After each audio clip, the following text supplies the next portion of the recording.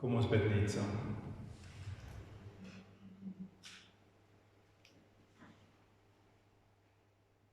Here, wat 'n voorreg om vanoggend weer so saam te wees.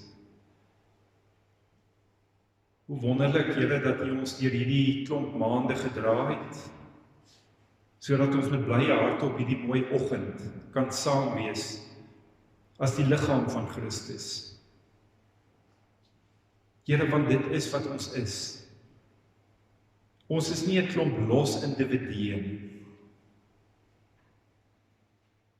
Ons is die liggaam van Christus en elkeen van ons pas binne hierdie liggaam in. Die hand kan nie vir die oog sê ek het jou nie nodig nie. En die voet kan nie vir die oor sê ek het jou nie nodig nie. En daarom, omdat ons in Christus een liggaam is, daarom wil ons saam wees. Daarom leer U woord ook vir ons, dat ons die samekomste nie moet minag en agterweë laat nie. Here, vir soveel maande, weens hierdie slegte situasie met die virus, kon ons nie by mekaar kom nie. En dankie dat ons vanoggend daarom met blydskap weer so kan saam wees. Ons dink ook aan hulle wat op hierdie stadium maar nog onseker is. Here, en ons weet U is ook by hulle. Dankie vir die media, sodat ons ook die woordverkondiging by hulle kan uitbring. Here, dankie dat ons kan weet, die feit dat ons kan by mekaar wees, is omdat U vir ons gedra het. Omdat U vir ons daaglikse brood gegee het. Omdat U nog 'n doel en 'n plan het met ons lewens. Want Here, die feit dat ons in ons moederskote aan mekaar gewee word, is nie toeval nie, is nie die noodlot nie, dit is U wil. Die feit dat ons lewensdraad afgesny word, dit is in U hand. Die feit dat ons daarom moet lewe, dit is deur U beskikking. Here, en watter wonder is dit, om aan so 'n God te behoort. Die God in wie se hand lewe en dood is. Die God uit wie en deur wie en tot wie alle dinge is.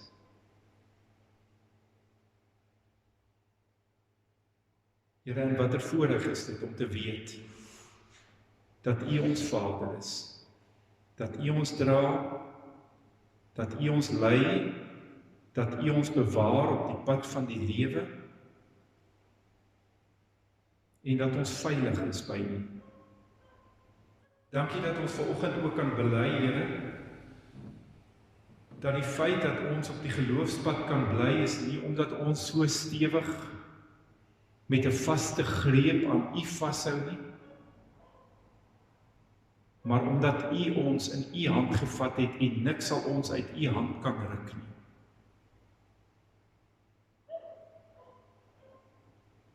Here, daarom gebruik U elke ding wat oor ons lewenspad kom op 'n wonderlike manier in U raadsplan. Gebruik U dit vormend in ons lewens en daarvoor eer ons. Here, daar is soveel mense wat U nie ken. Soveel mense wat ook vormgodsdiens beoefen. Wat nie die vreugde ken van 'n lewe in verhouding met die verbondsgod nie. Wat nie die wonder begryp om in Christus lewend vir God te wees nie.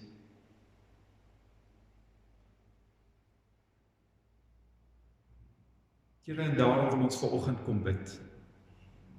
Wil U harde harte kom verander? Wil U blinde oë open? Wil U dowe ore oopmaak? Sodat elkeen van ons vanoggend op 'n vars, nuwe manier, maar ook ander mense reg oor hierdie wêreld, deur U Gees aangeraak sal word, deur U woord bereik sal word, sodat lewens sal verander, en mense sal kom tot ware aanbidding en die heiliging van U naam. Want slegs wanneer ons deur U woord en deur U Gees verlig word, dan spruit die ware aanbidding daaruit voort. Dan begin ons die lewe verstaan. Dan begin godsdiens vir ons 'n heerlike vreugde word. En dan alleen word U naam geheilig. Here, daarom dank ons U dat ons hier in Suid-Afrika vanoggend so met vrymoedigheid en met stille harte die woord kan oopmaak. Dat ons kan lees. Maar Here, ons gebed is dat ons nie net in hierdie oggend die woord sal lees en oordink nie, maar dat ons in die oggende, in die middag, in die aande, in die nagte, as ons wakker is, dat ons U woord sal oordink, sodat ons kan groei in ons kennis van U, en sodat ons werklik waar mense sal wees van die woord. Wek U die begeerte in elkeen van ons harte, verander meer en meer lewens, sodat mense die wonder van die heilige woord sal leer ken, en die dieptes en die rykdom van die betroubare woord van God, wat van alle ewigheid die lig vir ons pad is.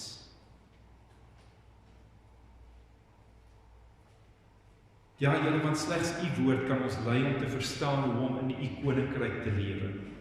As U woord nie vir ons verlig nie, dan sal ons met ons eie dwaase idees U probeer aanbid, sal ons nie verstaan dat ons nou koninkryksburgers is nie, burgers van die hemel, wat maar net pelgrims in hierdie wêreld is nie. Here, kom vorm ons deur die woord om te verstaan hoe koninkryksmense moet lewe. Want ons leef te midde van 'n wêreld wat behoort aan die koninkryk van die duisternis. En daarom sal daar stryd wees. En daarom sal ons ook vervolg word by tye. Ons sien dit reg oor die wêreld. Daarom sal daar ook haat en minagting en spot wees teenoor die kinders van die koninkryk van die hemel. Want hoe kan daar eenheid wees tussen lig en duisternis? En hoe kan die mense van die duisternis die dinge van die lig begryp? Ja, Here, lei vir ons daarom. Om te onthou dat ons kan die getuienis van die koninkryk van die lig bring aan mense. Maar ons stryd is nie met vlees en bloed nie. En ons kan daarom nie die stryd voer met die wapens van die vlees nie, maar net met die wapens van die Gees. En net U kan oorwinning behaal. Oorwinning oor die dwaasheid van mense, sodat hulle kan kom tot die lig. Laat U woord vanoggend ook weer so lig bring vir elkeen van ons, maar ook vir ander wat bereik word met die boodskappe. Here, baie dankie dat U vir ons hier in ons reis as pelgrims die wonderlike versekering gee dat U vir ons daaglikse brood gee. Here, dat U na ons kyk. U sien ons in ons leed, in ons blydskap en in alle omstandighede. En dankie dat U ons beter ken as dat ons onsself ken. Dat U ons ook in hierdie oggend sien. Dat U ons gedagtes ken. En dat ons dit voor U mag kom neerlê. Want U het vir ons geleer, werk julle bekommernisse op my, want ek sorg. U is die God wat gebede verhoor. En by U wil ons tot rus kom. Dankie, Here, dat U so 'n wonderbare God is. Dat ons wat as koninkryksburgers moet lewe, maar tog dikwels ook val. Here, dat ons kan weet van u vergifnis, dat ons kan weet dat ons gekoop is deur die bloed van die lam, dat ons gewas is deur die bloed van die lam, dat u ons aansien ter wille van Christus, en dat daar by u ontferming en vergifnis is. Ons eer u daarvoor. Dankie dat ons ook so kan lewe in hierdie wêreld, dat ander in ons vergewensgesindheid die wonder van ons rus in u sal beleef. Dankie Vader, dat ons nou so na u kan opkyk en vir u vra, as ons die woord oopmaak, bewaar ons tog in hierdie kosbare oomblikke van die bose. Want hy wil ons laat hoor, sonder om te hoor, sonder om in te drink, sonder om te koester, dit wat ons hoor. Hy wil die saad wat gesaai word, kom laat oppik, soos wat die gelykenis van die saaiër vir ons leer. Hy wil die saad laat beland op plekke waar dit nie kan vrugbaar 'n oes lewer nie. Gees van God, laat die woord wat gesaai word van u wees, en wil u 'n oes bewerk. Wil u asseblief die waarborg wees, dat die woord vanoggend op ontvanklike plekke sal beland, waar dit ons lewens sal vorm. Ons bid dit in Jesus naam. Amen. Goed, ons is vanoggend by preek 4 van Galasiërs 2 vers 19 en 20. U kan daar oopmaak. U moet asseblief ook oopmaak by Romeine hoofstuk 7. Romeine hoofstuk 7.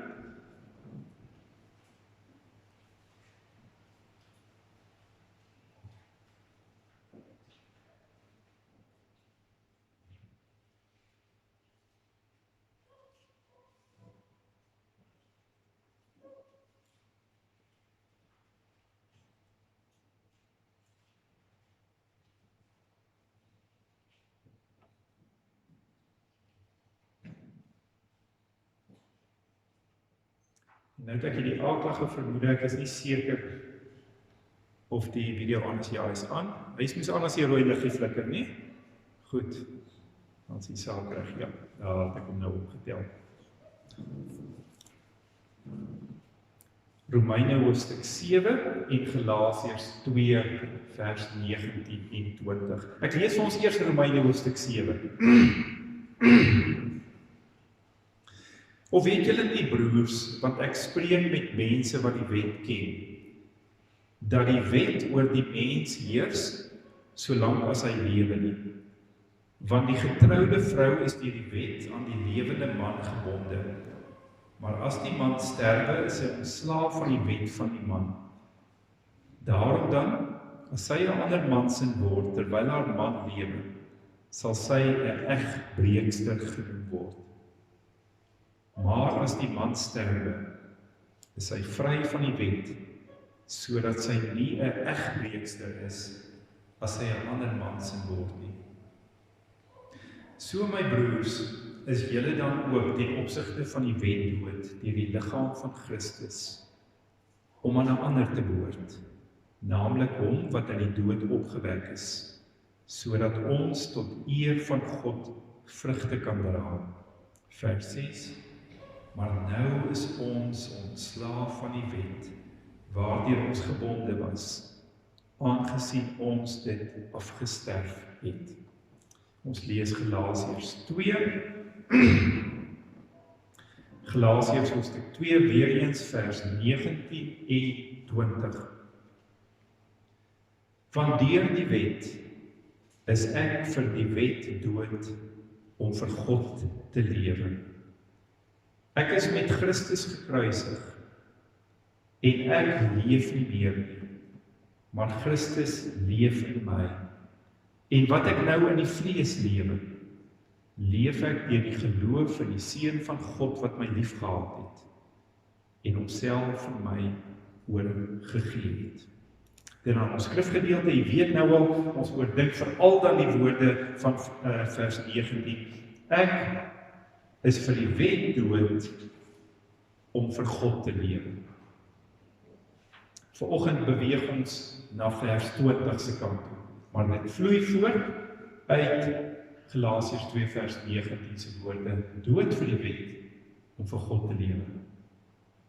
Jy sal onthou, ek het vir julle gesê, dat ons eintlik ook al reeds besig is met Galasiërs 3 op hierdie stadium, want al hierdie dinge wat in Galasiërs 2 vers 19 geleer word, ontvou in Galasiërs 3. Ek het ook vir julle gesê, om hierdie woorde van vers 19, dood vir die wet, om vir God te lewe reg te verstaan, moet jy die heeltyd in jou agterkop Romeine 6 tot 8. Het is belangrik dat ek hierdie dinge vir julle bly herhaal. Ek hoop jy gaan lees weer by die huis. Ek hoop jy gaan luister sommer weer na die preke, sodat hierdie dinge kan insink by ons. Dood vir die wet, om vir God te lewe. Nou kom ons kyk net weer vinnig na wat in die vorige 3 preke gesê is oor dood vir die wet, om vir God te lewe. Ek lees dit sommer vir u voor. In preek 1 het ons gesien wat hierdie woorde nie beteken. Moderne mense wil graag ophou lees by die woorde ek is dood vir die wet. En wil dit dan graag as volg verdraai. Ek is dood vir die wet, daarom kan ek leef soos wat ek wil. Ek kan wetteloos gaan lewe, gaan sonde doen, want ek is dood vir die wet. So wil hulle dit lees. Paulus skryf dat dood vir die wet heeltemal 'n ander doel het. Dis nie bedoel sodat jy kan gaan sonde doen nie. Hy sê, ek is dood vir die wet om vir God te leef. Nie ek is dood vir die wet om te gaan wetteloos, goddeloos leef nie. Ek is dood vir die wet om vir God te lewe. Moderne mense wat genade daarom verstaan as 'n groen lig vir wettelose optrede, sal die oordeel kry wat hulle verdien. In preek 2 het ons gesien waarom ek moet dood wees vir die wet om vir God te lewe. Ons het gesien dat die woorde onder die wet beteken dat jy eendag voor God se regterstoel gaan verskyn. As 'n mens wat beoordeel gaan word op grond van hoe akkuraat jy die wet uitgeleef het. Dis wat dit beteken om onder die wet te wees. En dan, as jy voor God se regterstoel sal gaan verskyn, sal jy getoets word of jy volmaak volgens die wet se eise geleef het. Indien jy in die geringste vir een vlugte oomblik van die ewigheid een klein sondetjie gedoen het en die wet oortree het, terwyl jy onder die wet was, dan sal jy voor God se regterstoel verskyn en hy sal vir jou sê, sondaar, en die oordeel vir die ewigheid sal oor jou uitgespreek word. Daarom het ons gesê, wil jy nie onder die wet voor God se regterstoel verskyn nie. Daarom het ons gesê, is dit belangrik dat ons moet vrykom. Jy moet onder die wet uitkom, sodat jy voor God se regterstoel op ander gronde sal kan verskyn as onder die wet.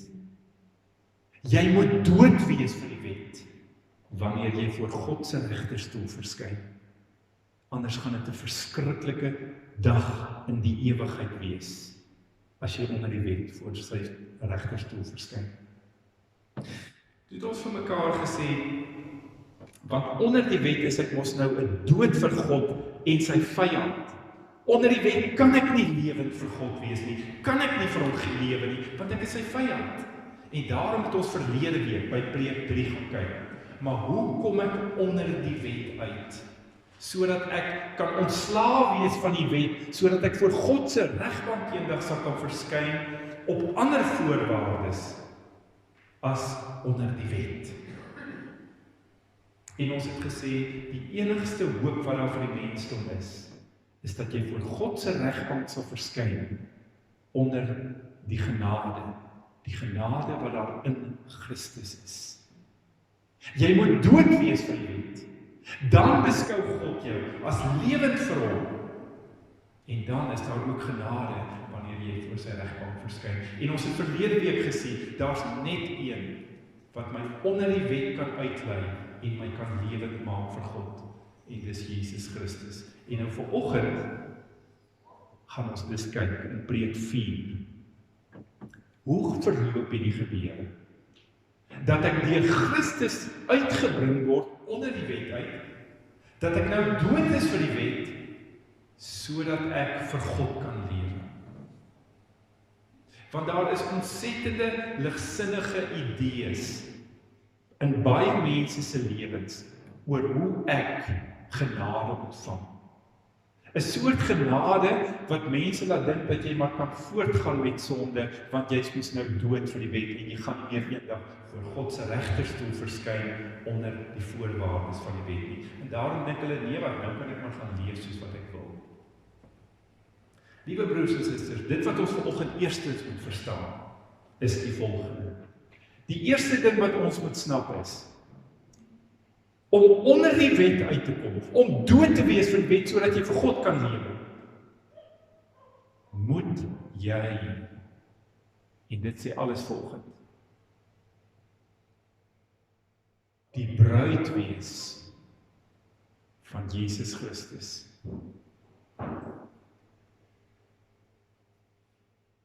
Slegs iemand wat in 'n huwelik met Jesus Christus is dood vir die wet en lewend vir God. En sal voor God se regsbank kan verskyn op ander voorwaardes en bepalings en wetgewing as diegene wat voor God se regsbank sal verskyn op grond van die wet. Slegs die bruid van Christus kan in hierdie bevoordeelde posisie voor God se regbank verskyn. Jy moet dus sy bruid wees. Jy moet in die huwelik bevestig wees met Jesus Christus. Dis 'n kosbare, heilige huwelik waar jou man alles word van jou lewe. Waar jy nou lewe vir God vanuit jou huweliksluiting met Christus. Christus moet alles wees vir jou. Jy verstaan die tragiese idees van soveel mense wat vaagweg godsdienstig is, vaagweg iets van die genade verstaan, maar wat nie verstaan dat ek die bruid van Christus, sy heilige, gewaste bruid is, wat nou met vrymoedigheid vir God lewe, ek wat vrygekoop is, sodat ek nou dood is vir die wet, en lewend vir God. Maar my broers en susters, daar's 'n probleem. 'n reuse probleem, 'n krisis. Die krisis is, ek en jy kan nie net besluit, ek wil Christus se bruid word nie.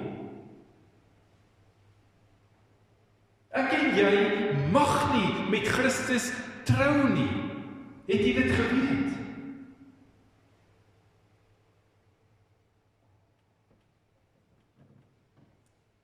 Want u sien, ek en u is reeds getroud.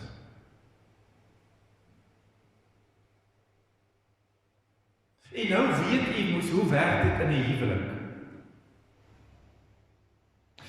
As jy getroud is, dan kan jy nie net op 'n dag sê, maar weet jy, ek het nou iemand anders ontmoet.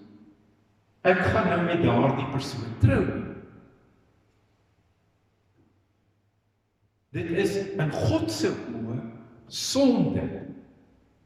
Dit is verkeerd. Dit wat God saamgevoeg het, kan geen mens skei nie. En nou sit u en ek in daardie geestelike ellende, dat u en ek en alle mense hulle self bevind in 'n huwelik en ons huweliksmaat is God se wet. Alle mense reg oor die wêreld, nie net die Jode aan wie Paulus hier geskryf het en hulle of wat hulle verkeerde idees geleef het nie, maar alle mense is in 'n wettige huwelik met God se wet. En daarom kan ons nie net besluit, maar nee, wag, ek is nou klaar met die wet. Ek is nie meer lus om met die wet getroud te wees nie. Ek wil nou met Christus getroud wees. Dis onmoontlik. As ons dit sou doen, om sommer net oor te stap en te dink ons kan aan Christus behoort, dan sou ons egbrekers in God se oë wees. U verstaan, dis 'n krisis. Slegs die bruid van Christus kan eendag voor God se regbank gaan verskyn sonder oordeel. Maar ons kan nie die bruid van Christus word deur sommer net op 'n dag te besluit ek wil sy bruid wees nie. Want ek is in 'n huwelik vasgevang. 'n Huwelik met God se wet. Hy het daardie huwelik bekragtig. En ek kan nie net besluit ek is nie meer lus vir hierdie huwelik nie.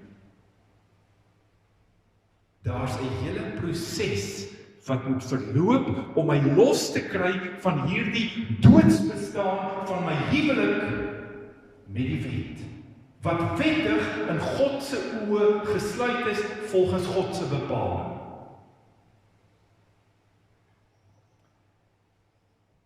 Hierdie huwelik met die wet is 'n verskriklike huwelik. Want dit is 'n huwelik met 'n geweldenaar van 'n man.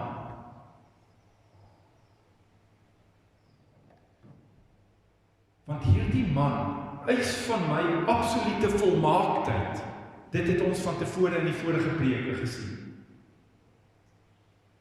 As ek nie alles volmaak doen nie, dan slaan my man my. Dan mishandel hy my. Die Engelse noem dit an abusive marriage. Hy mishandel my, hy rand my aan. Dis 'n doodsbestaan, Romeine 7 vers 24 en 25. Die huwelik onder die wet, met die wet, as my lewensmaat.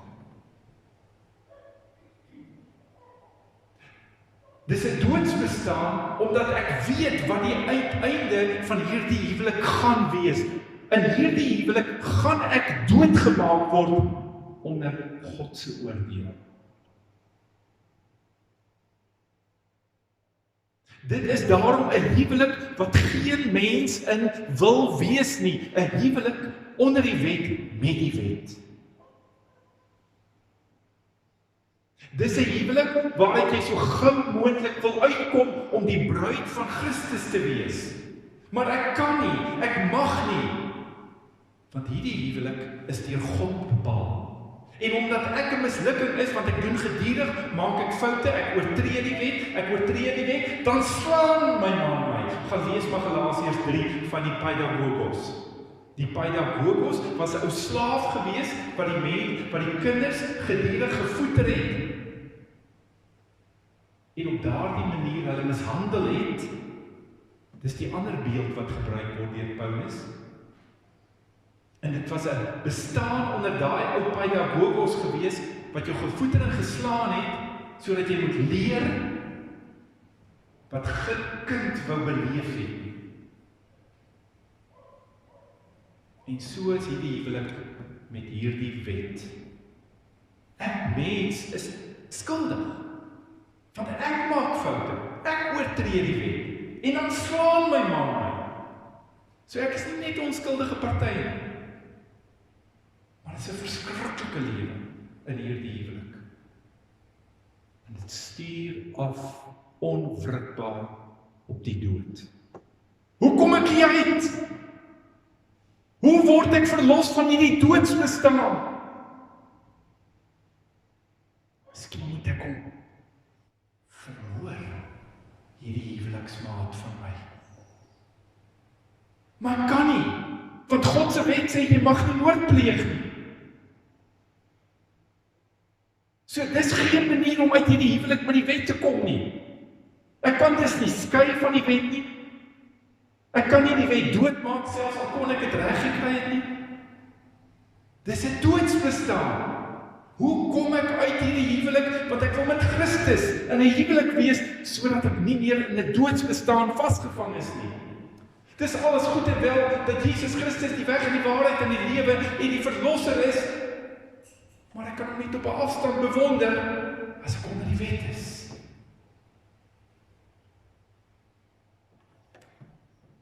En dis waar God se wonderlike plan kom. Die plan wat in die ewigheid bepaal was. Ek kan nie uit hierdie huwelik met die wet kom nie. Want dit is 'n huwelik wat deur God bevestig is. Maar God het 'n plan gereed gehad.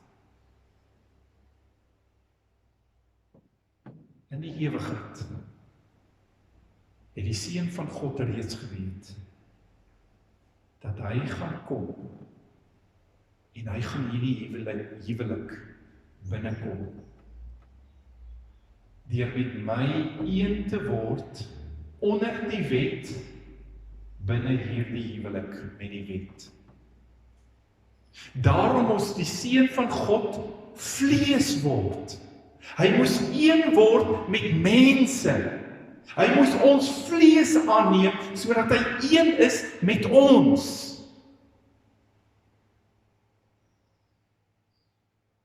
En nou dat hy een geword het met my wat in hierdie doodsbestaan, hierdie doodshuwelik vasgevang is,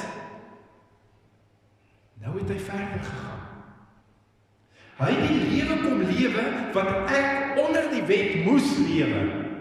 Onthou jy die verskriklike eggenoot van my, die wet, het vir my gesê, jy beter volmaak lewe. Ek voeter vir jou, as jy nie volmaak lewe nie. Jy gaan doodgemaak word, as jy nie volmaak lewe in jou huwelik met my nie. En Christus word een met my, hy word een met die mens, hy neem die vlees aan. En nou kom leef hy die lewe wat ek en jy moes lewe in hierdie doodsbestaan van 'n huwelik. Dis hoekom God mens moes word, vlees moes aanneem, onder ons vlees in Romeine 8 vers 3 en 4. En Christus kom doen alles wat hierdie bose, nee, dis nie bose nie, ek sal daarby nog 'n keer uitkom, maar hierdie moeilike eggenoot van my bepaal. Hy kom leef volmaak, soos wat my lewensmaat vereis. Hy kom die wet na. Maar dit help my nog nie. Ek is nog steeds onder hierdie wet. En toe gebeur daar wonder. Christus weet ook dat ek, wat in hierdie huwelik vasgevang is, hier moet uitkom. Daarom gaan doen Christus dit wat geen mens kan bereik nie. Christus sterf. Hy wat met my een geword het in die vlees. Hy kom sterwe. Want die wet het gesê, iemand wat oortree, moet sterwe. Christus het nie oortree nie. Ek het oortree, maar hy het een geword met my. En toe, soos wat die wet bepaal, toe sterf Christus. En Christus is nou uit hierdie huwelik uit, onder die wet. Maar Christus gaan verder. Hy kan my nie red, solank hy dood is nie. Hy staan op uit die doodheid. En hy begin lewe weer. Nou is hy uit onder die wet. Hy het al die vereistes van die wet nagekom. Hy het gesterf soos die wet bepaal het. En hy het opgestaan tot 'n nuwe lewe vir God. Gaan lees maar Romeine hoofstuk 6. Maar hoe help dit my? Waar laat dit my? Ek is nog mos daar.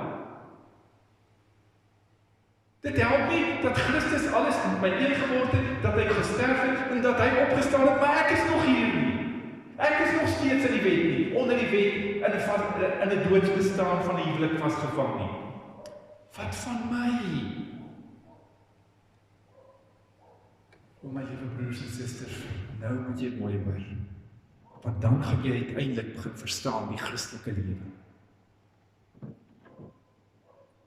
Wat van my?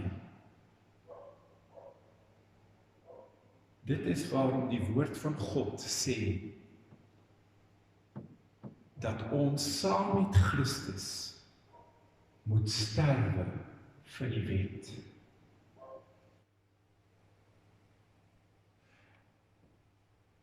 As ek saam met Christus sterwe, dan kan ek saam met Christus opstaan tot 'n nuwe lewe. Dan is ek vry van die oordeel van die wet. Dan is ek vry van hierdie huwelik wat 'n doodsbestaan is, want ek is mos dood. Ek is nie 'n egbreker nie. Ek is nie op 'n onwettige manier uit hierdie huwelik uit nie. Dis 'n wettige manier in God se plan. Die wet sal nie doodgaan nie, maar ek het met Christus gesterf. En omdat ek met Christus gesterf het, is ek mos nou dood vir die wet. En omdat ek dood is vir die wet, kan ek nou aan my nuwe man behoort in God se plan, en dis Jesus Christus. Saam met Christus, ek wat nou sy bruid is, ek wat met hom een is ek nou lewend vir God. Ek is dood vir die wet, om vir God te lewe, deur Jesus Christus. Ek het die wet afgesterf, in my eenheid met Christus. Hy is die alles van my bestaan. Hy het my uit hierdie doodsbestaan kom verlos. Die mens wat nie in Christus is nie, wat nie een is met Christus nie, wat nie die bruid van Christus is nie, is dood onder die wet. Staan onder die oordeel van God.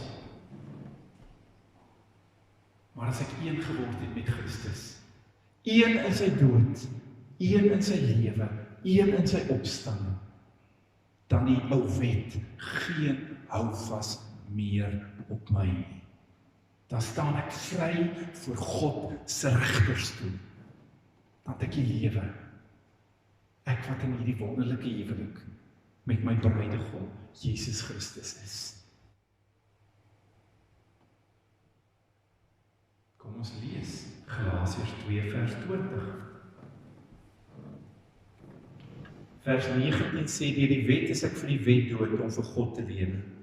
Vers 20 sê, ek is met Christus gekruisig. En ek leef nie meer nie. Maar Christus leef in my. En wat ek nou nog in die vlees lewe, leef ek deur die geloof in die Seun van God, wat my lief gehad het, en homself vir my oorgegee het.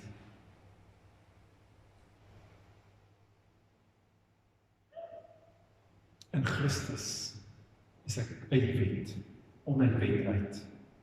Is ek dood vir die wet, en lewend vir God. Kom ons lees nou weer Romeine hoofstuk 7, wat ons aan die begin gelees het. Nou gaan jy verstaan hoekom ons hierdie gedeelte oor 'n huwelik moes lees. Jy gaan dit vars hoor. Luister mooi. Of weet julle nie, broers, want ek spreek met mense wat die wet van God ken, dat die wet oor die mens heers solank as wat hy lewe. Want die getroude vrou is deur die wet aan die lewende man gebonde. Maar as die man sterwe, dan is hy ontslaaf van die wet van die man. En daarom dan, as sy 'n ander man sin sou word, terwyl haar man lewe, sal sy 'n egbreekster genoem word. Maar as die man sterwe, is sy vry van die wet, sodat sy nie 'n egbreekster is, as sy 'n ander man sin word nie. So my broers, is julle dan ook ten opsigte van die wet dood deur die liggaam van Christus, om aan 'n ander man te behoort, naamlik aan hom wat uit die dood opgewek is, sodat ons tot eer van God vrugte kan dra. Vers 6 sê, maar nou is ons ontslaaf van die wet. Nou is ons ontslaaf van die wet, waardeur ons gebonde was, aangesien ons dit afgesterf het.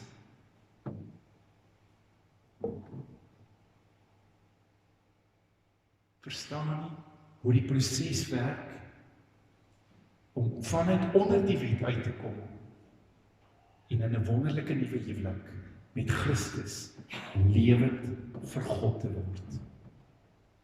Verstaan nie waarom ons Here Jesus toe hy op aarde was vir die mense gesê het, as julle wil lewe, dan moet julle sterwe. Hoe dit die refrein van die evangelies is.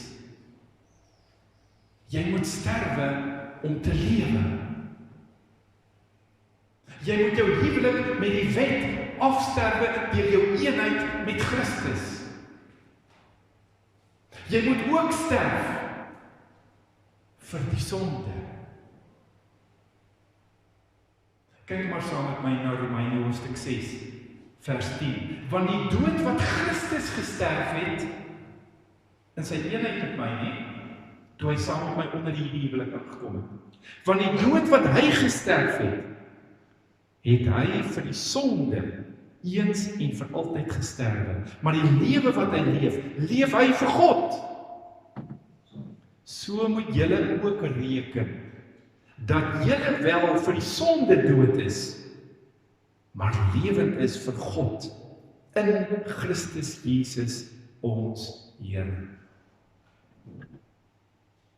In Christus, in my eenheid met hom, in my saam met hom gekruisig wees, in my sterwe aan myself, saam met Christus, kan ek nou dood wees vir die wet, en lewend vir God. Sonder Christus, bly ek in 'n doodsbestaan, bly alle mense in daai doodshuwelik onder die wet, verbonde aan die wet.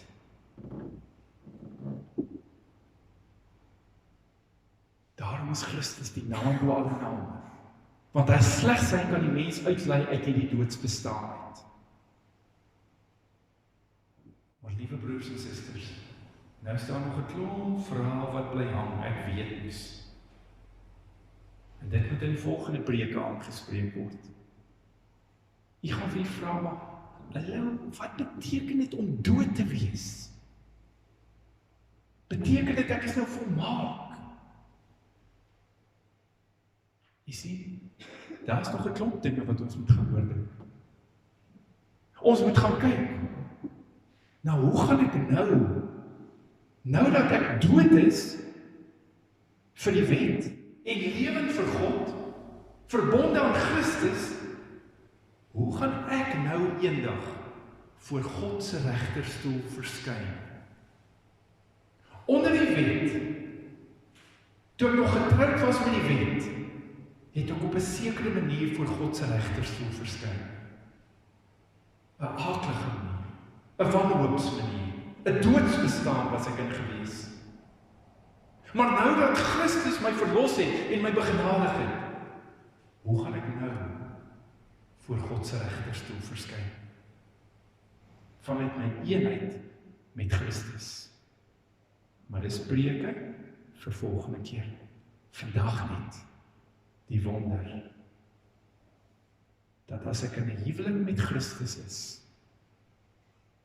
dan is ek lewend vir God en dood vir die wet. Amen. Kom ons bid saam. Here, baie dankie vir die wonderlike woord wat ons lei in die diepe geheimenisse van die koninkryk van God. Laat die woord op vrugbare grond val en laat ons hierdie woorde oordink, indrink, koester en vir ander mense gaan vertel die wonder van Christus, die blye evangelie, dat ons die bruid van die lam kan wees. Ons eer U vir hierdie wonderbare raadsplan wat U ontvou het in Christus en so vir ons die lewe gebring het. Amen.